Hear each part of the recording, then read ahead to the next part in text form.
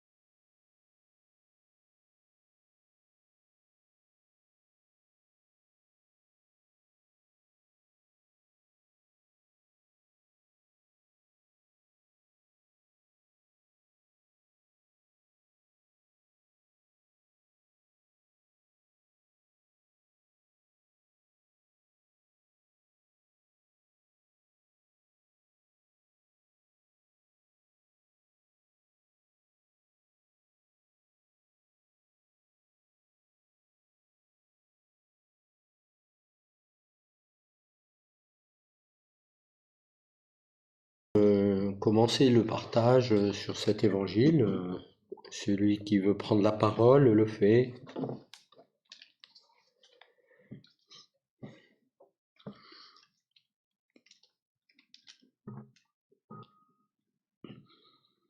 Je me rappelle l'image d'un film sur ce sujet où, dans une atmosphère apparemment calme, tout à coup, il y a irruption de la violence, de l'accusation, de l'altercation, et on voit une bande de gens hurlant qui amènent à Jésus une femme qu'il traîne par les cheveux et il la fout par terre à ses pieds. Voilà, c'est violent.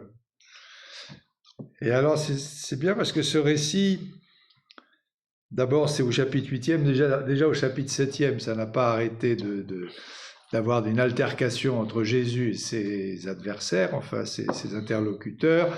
Tu es un possédé, c'est votre père, c'est le diable, enfin ça arrête. Et puis là, il y avait un temps calme. Le soir, chacun est reparti se coucher, et on nous dit, dès l'aurore, il retourna au temple, et comme tout le peuple venait à lui, il s'assit et se mit à enseigner. Autrement dit, une scène belle et paisible dans la fraîcheur du matin, dans la fraîcheur de l'aurore et le calme. Et puis là, tout à coup, cette scène bruyante, alors qui va se terminer aussi par un moment de paix quand il reste plus que cette femme, le dialogue Jésus et cette femme va en paix. C'est d'abord cette réalité-là qui me frappe aussi à la lecture de ce passage.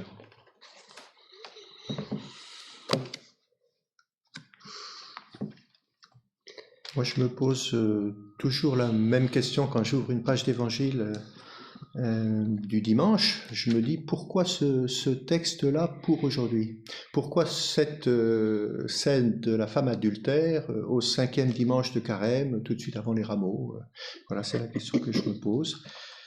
Et je choisis d'entrer dans la réponse à partir de la dernière phrase. Désormais, ne pêche plus. Le désormais, il y avait un avant et il y aura un après. Et nous sommes en train de...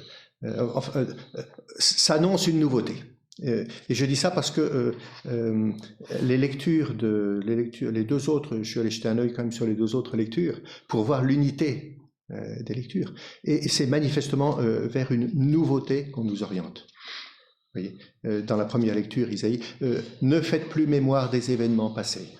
Et puis, Saint Paul, oubliant ce qui est en arrière et lancé vers l'avant. Voilà. On va vers un changement, et il se signifie là dans ce désormais, il ne pêche plus. Pour le 4e dimanche, la semaine dernière, on avait l'enfant prodigue, Luc 15.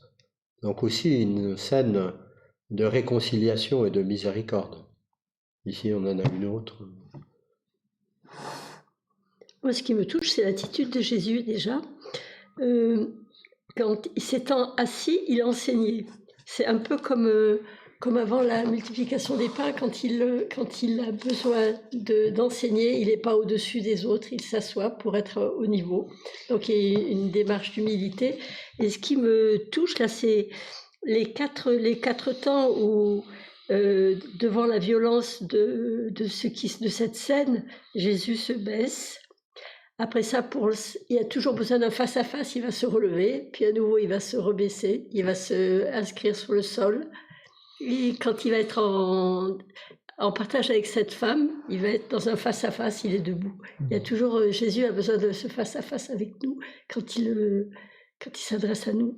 Tu vois, les 4 temps, c'est... Et il se baisse pour écrire. Et ce mouvement, il se baisse à 2 reprises, donc il se baisse et il se relève. À 2 reprises aussi. Donc on est en droit de voir un petit peu dessiner là, le mouvement du Christ qui rejoint notre humanité, qui descend et puis qui se relève. Oui. Il y a un petit indice du relèvement pour relever l'humanité. Complètement. Il a entendu la parole qui lui est dite, « Maître, cette femme a été surprise en flagrant délit d'adultère. Or, dans la loi de Moïse, nous avons ordonné de lapider ces femmes-là. Et toi, que dis-tu » Alors, ce « que dis-tu » le somme, et c'est là, il ne dit rien, et il se baisse. Et alors, après, on dit, comme on persistait à l'interroger, parce qu'il n'a pas répondu, il se redressa. Donc, il est habité par cette question. Et toi, que dis-tu? Par rapport à la lapidation de ces femmes-là selon la loi de Moïse. Et il est baissé. écrivant sur la terre. Alors, écrivant sur la terre, C'est très fort, ça. À mon avis, c'est lisible. Enfin, Qu'est-ce qu'il écrit? La nouveauté qui est en train de se faire, le désormais ne pêche plus, c'est l'entrée dans la loi nouvelle. Qu'est-ce que fait Jésus à écrire sur la terre? Ça, c'est une réminiscence je crois que c'est Exode 31. Dieu écrit avec son doigt sur la pierre. Oui, c'est le seul endroit dans la Bible, oui. Le Christ est en train de renouveler la loi. Et à mon avis, il est consterné par l'attitude de ces pharisiens, il est tombé par terre. Il dit, mais qu'est-ce qu'on peut faire dans des situations pareilles, avec des gens pareils, et puis il prend et il leur rappelle les Écritures, la loi. Et puis là, nous allons assister au passage de la loi ancienne à la loi nouvelle.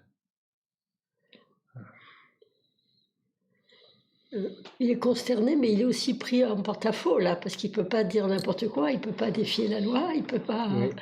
Il est dans une mauvaise posture. Donc, se baisser, écrire. En fait, il signifie aussi que, comme Dieu a écrit dans les tables de la loi, lui aussi, il signifie quelque chose de fils de Dieu, quoi. Là, comme dans l'Exode, le peuple, c'est la population, ici les pharisiens, mais le mettent à l'épreuve, mettent Dieu à l'épreuve, Oui. afin de pouvoir l'accuser, comme dit le texte. Et c'est là où c'est là où il renverse la situation. Il y a la loi qui dit qu'on doit lapider une femme prise en situation d'adultère. Une femme et l'homme, les deux doivent être lapidés. Dans Deutéronome. Tout à fait, les deux. Je suis allée voir hier soir. Oui, tout à fait. L'homme est étonnamment absent. 22. Oui, complètement. 22, je crois. L'homme est étonnamment absent. Les hommes s'enfuient, donc ils courent, c'est plus facile. Voilà, si l'on prend sur le fait un homme couchant avec une femme mariée, tous deux mourront. L'homme qui a couché avec la femme et la femme elle-même. Donc les deux dans la loi doivent mourir. Et ça se passe, on évoquait le film Timbuktu. Oui. Il y a la lapidation d'une femme dans Timbuktu. Et aujourd'hui, les talibans en Afghanistan lapident. Oui. Et qui lance la première pierre? Les plus proches. Oui. C'est une jeune fille, c'est le père. C'est le frère, les cousins. Ça commence par les plus proches. Donc, cette loi, elle est là, on pourrait dire, en régulation de la sexualité dans le groupe social d'Israël pour que les maisons soient en paix les unes avec les autres et pour que une paix sociale existe dans le village, et du coup cette menace terrible de perdre la vie est là du point de vue de l'ordre social, on pourrait dire, qui est inscrit dans la loi, qui est aussi la loi sociale d'Israël. C'est quelque chose de politique. Et alors l'autre chose, c'est ce que fait remarquer Édouard, c'est que en fait, ils veulent mettre à l'épreuve Jésus. Donc à la fois, ils l'amènent, il s'agit de ça pour elle, mais ils l'amènent pour mettre à l'épreuve Jésus, pour le tendre un piège à lui. Elle est un pur prétexte. C'est pour ça que l'homme n'est pas là d'ailleurs. Elle est un pur prétexte. Le but c'est de... Et la nouveauté donc dont il est question, c'est quoi? C'est désormais ne pêche plus. Dans ce ne pêche plus, moi je n'entends pas ne pêche plus au nom de la loi, parce que c'est interdit d'après la loi de ceci, cela. Mais ne pêche plus pourquoi? Parce que ne pêche plus en vertu du pardon que tu viens de recevoir. Enfin, on était sous le coup de la loi. Or, celui qui est le seul qui n'a pas péché, c'était le Christ. Le seul qui n'a pas péché, précisément, ne condamne pas. Et on passe de la loi ancienne qui régule et qui condamne à une loi qui n'est pas esquivée, qui demeure, mais mais dont le juge nous a donné le relèvement, l'amour. Moi, je vois, moi, je vois deux positions, quoi. Les vieux là qui partent les uns après les autres. Moi, je sens pas qu'il y a une contrition quelconque en eux. Ils ont honte, c'est tout, et ils partent. Alors que la femme, Jésus s'adresse à elle, donc il la restaure dans quelque chose avec la parole, en lui donnant la possibilité de répondre, pas tout de suite avec le péché. Mes femmes, où sont-ils? Donc elle peut retrouver la parole et elle lui dit « Personne, Seigneur ». Donc déjà, elle se situe en face de quelqu'un qui peut lui amener le pardon ou plus, parce que Seigneur, elle lui donne son identité de Dieu, de Messie. Et moi non plus, je ne te condamne pas. C'est cette attitude de Jésus qui, elle lui permet de lui donner le pardon quelque part. Il y a vraiment une alchimie entre cette femme et Jésus. Je ne sais pas, vous en pensez? Mais quand Jésus dit « Celui d'entre vous qui est sans péché, qu'il soit le premier à lui jeter une pierre », bon, il ne met pas en cause la loi d'Israël. Oui, en fait, ça. Il s'adresse à leur conscience, quoi. Exactement. Et donc, est-ce qu'il peut y avoir encore un peu dans leur conscience, et si tu es sans péché, alors qui? On s'en va tous là. Donc ils s'en Oui, vont. justement, c'est ça qui est intéressant. On s'en va tous. On s'en va tous. Que ce soit en commençant par les plus vieux ou pas, personne n'est sans péché. Oui. Donc personne n'est habilité à accuser ou à condamner. C'est un peu ça aussi, désormais. Et Jésus, il ne vient pas pour juger, quoi. Quand dans Jean 3, là, quand il dit il envoie son fils non pour juger le monde, mais pour sauver, pour que le monde soit sauvé, ben là, Jésus ne juge pas. C'est pas un juge. Oui. Autant que je sache rendre compte de ce qui doit se passer un peu dans cette maison, ici au Châtelard, avec les exercices spirituels, j'imagine qu'il s'agit bien de passer de l'observance d'une vie correcte à une relation avec le Christ, à une découverte que je suis aimé par le Christ et que le Christ me sauve. Et c'est ça qui va faire de moi un homme peut-être un petit peu ordonné dans son existence. Voilà, c'est d'avoir... Quand l'Évangile dit « Jésus resta seul avec la femme, toujours là au milieu », ils sont au Châtelard. C'est-à-dire, qu'est-ce que le Châtelard veut permettre? C'est que quelqu'un se trouve seul avec Jésus, en face à face, et qu'il entende Jésus lui parler, qu'il parle à Jésus, et là est un événement fondamental. Se découvrir aimé. Oui, là s'ouvre un désormais, dont tu parlais au début. On sort de l'accusation, de la condamnation, voilà. Eh bien, cet abaissement là de Jésus qui descend au niveau de la femme et qui vient nous rejoindre à notre cœur, c'est précisément ce qu'on va vivre dimanche prochain avec le dimanche suivant, avec les rameaux, où là vraiment le Christ va descendre jusqu'au bout pour rejoindre notre humanité.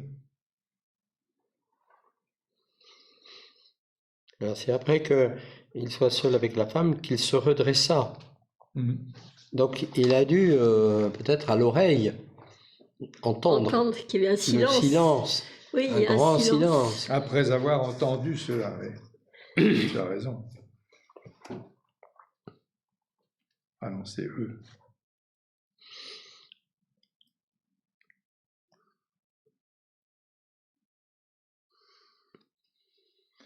Mais finalement, il y a beaucoup de grandes scènes dans Saint-Jean où on annonce symboliquement la suite. Que ce soit Cana, que ce soit la Samaritaine, que ce soit, je ne sais pas... Enfin, les signes. Oui, on des signes qui annoncent une réalité nouvelle qui arrive, qui est en train d'arriver. Et là aussi, finalement... sort de l'accusation, de la condamnation, de la loi dans ce sens-là, pour ouvrir autre chose. Oui, oui. Jésus, Dieu né de Dieu, se baisse au niveau de notre humanité pécheresse, rejoindre Ah oui. chacun pour le relever. Mm. Il ne faut pas nous juger. En tout cas, elle a l'expérience qu'il l'a sauvée de la mort. Elle est passée à 2 doigts. Oui. Donc,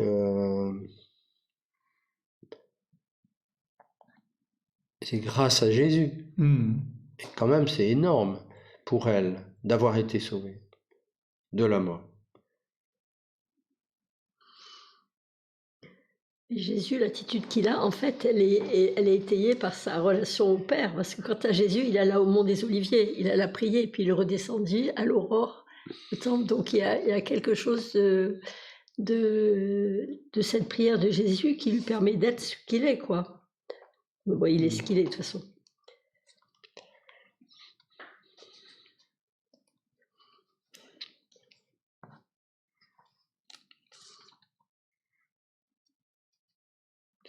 Je me souviens que, au sujet de Jésus et de sa position, il est possible qu'il ne soit pas assis par terre, mais assis sur un siège le long du temple. Enfin, il y a des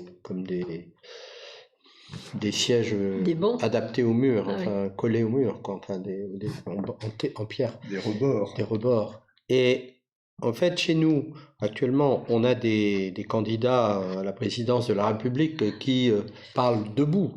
Ouais. Mais par exemple, on me disait qu'en Afrique, quand un sage prend la Ouais, parole, ouais. il s'assoit. Mm. Et nous, on se doit de se lever, hein, par respect, par une personnalité. Mais en Afrique, c'est le contraire. Enfin, je veux dire, on peut proclamer l'évangile, enfin, dans ces méthodes-là, assis. C'est-à-dire, c'est la parole qui sort de la bouche du sage qui s'assoit. Voilà. Donc là, il est probablement assis, mais baissé vers le sol. Enfin, Oui, c'est ça. Ouais. Voulez-vous entendre l'antienne du psaume du jour tel qu'il est proposé là dans le Magnificat? Écoutez si c'est pas beau. Quelle merveille le Seigneur fit pour nous, nous étions en grande fête. Quelle merveille le Seigneur fit pour nous, nous étions en grande fête. eh bien, nous allons nous arrêter là et nous nous retrouverons la semaine prochaine pour le dimanche des rameaux, avec l'évangile des rameaux, voilà, avec l'équipe du Châtelard, pour lire ensemble et partager cet évangile. Nous vous souhaitons une bonne semaine et une bonne méditation à partir de cet évangile de Jean au chapitre 8.